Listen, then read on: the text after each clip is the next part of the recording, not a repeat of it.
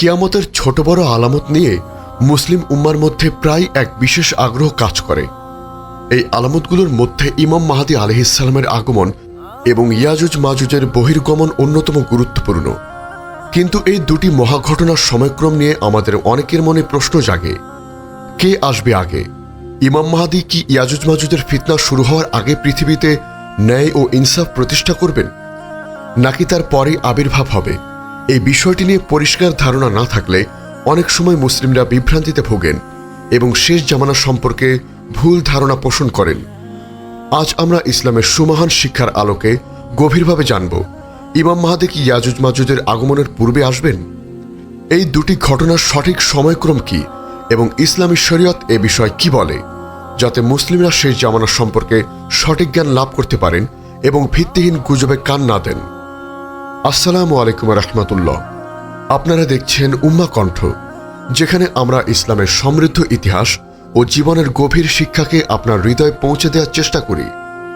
আপনার ইমানি জীবনকে আরও সমৃদ্ধ করতে আধ্যাত্মিক জ্ঞান ও অনুপ্রেরণার এক অসাধারণ ভাণ্ডার পেতে আজই ভিজিট করুন আমাদের ওয়েবসাইট www.ummakantha.com।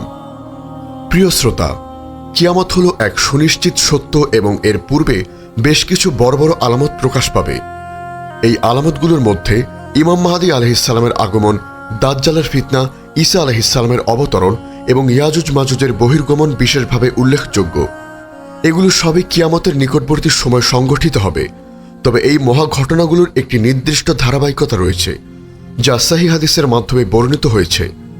আজ আমরা আলোচনা করব, ইমাম মাহদী কি ইয়াজুজ মাজুজের আগমনের পূর্বে আসবেন? এই দুটি গুরুত্বপূর্ণ আলামতের পারস্পরিক সম্পর্ক এবং তাদের আবির্ভাবের সঠিক সময়ক্রম সম্পর্কে ইসলামী শরীয়ত কি বলে, যাতে আমরা বিভ্রান্তি থেকে মুক্ত হয়ে সঠিক জ্ঞান অর্জন করতে পারি। ইমাম মাহদী আলাইহিস সালামের আগমন কিয়ামতের অন্যতম প্রধান আলামত। তিনি এমন এক সময় আসবেন যখন পৃথিবীর জুলুম, ন্যায় ও অবিচারে ভরে যাবে।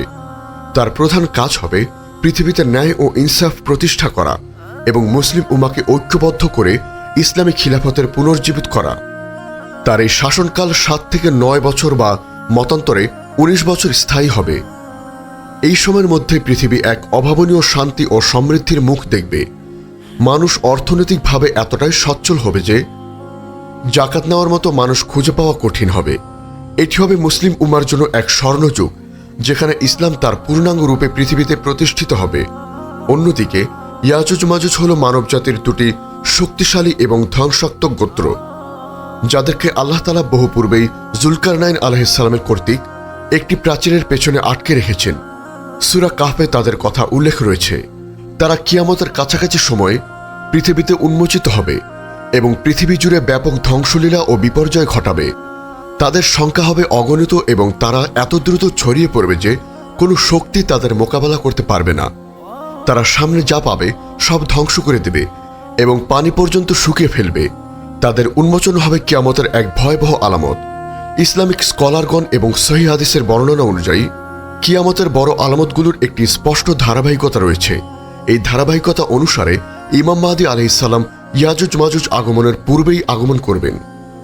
শুধু তাই নয়, ইমাম মাহদী আলাইহিস সালামের আবির্ভাবের পর তার শাসনকালে বেশ কিছু গুরুত্বপূর্ণ ঘটনা ঘটবে এবং এরপরেই ইয়াজুজ মাজুজের বহির্গমন হবে।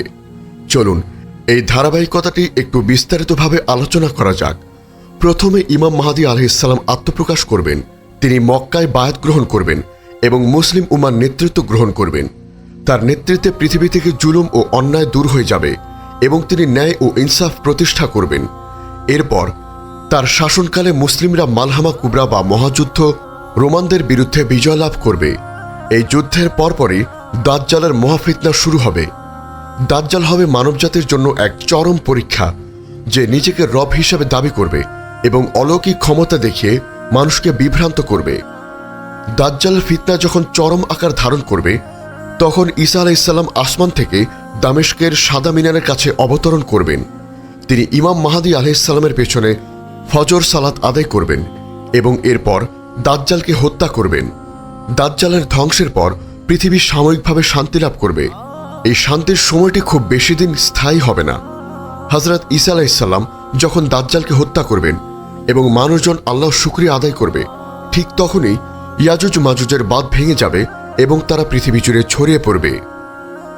হাদিসে বর্ণিত আছে, হযরত ঈসা আলাইহিসসালামের যুগে আল্লাহ তাআলা তার কাছে ওহী পাঠাবেন যে তিনি তার মুমিন বান্দাদেরকে তুর পাহাড়ের আশ্রয় নিতে বলুন, কারণ এমন কিছু সৃষ্টিকে মুক্ত করে দেওয়া হয়েছে যাদের সাথে কারো যুদ্ধ করার ক্ষমতা নেই। এই সৃষ্টি হলো ইয়াজুজ মাজুজ। তারা পৃথিবীর প্রতিটি উঁচু ভূমি থেকে দলে দলে ছুটে আসবে। তাদের সংখ্যা এতই বিশাল হবে যে প্রথম দলটি গালিল সাগরের সব পানি পান করে ফেলবে, আর শেষ দলটি যখন সেখানে পৌঁছাবে তারা বলবে, এখানে একসময় পানি ছিল। তাদের ধ্বংসলীলা থেকে বাঁচার জন্য মুমিনরা পাহাড়ের দুর্গম স্থানে আশ্রয় নেবে। এমনকি তাদের তীর আকাশের দিকে নিক্ষেপ করলেও আল্লাহ তাদের তীর রক্তে রঞ্জিত করে ফেরত পাঠাবেন, যাতে তারা নিজেদের আরো শক্তিশালী মনে করে। কিন্তু শেষ পর্যন্ত আল্লাহ তাআলা তাদের ধ্বংস করে দেবেন। হযরত ঈসা আলাইহিসসালাম এবং তার সাথীদের দোয়ার ফলে আল্লাহ ইয়াজুজ মাজুজের ঘাড়ে এক ধরনের পোকা বা রোগ পাঠিয়ে তাদের সবাইকে ধ্বংস করে দেবেন।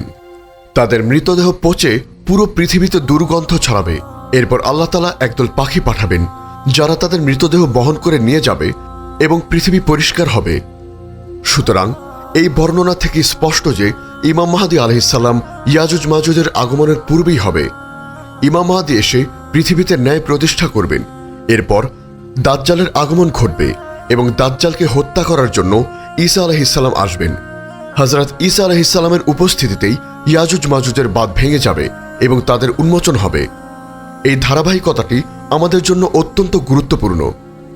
এটি আমাদের শেষ জামানার আলামতগুলো সম্পর্কে একটি স্পষ্ট চিত্র দেয় এবং ভিত্তিহীন গুজব ও বিভ্রান্ত থেকে আমাদের রক্ষা করে।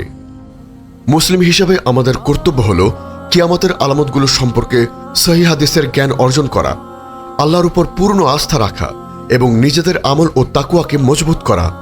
ফিতনার এই যুগে আল্লাহর নির্দেশিত পথে অটল থাকা এবং আল্লাহর কাছে সাহায্য চাওয়া অত্যন্ত জরুরি।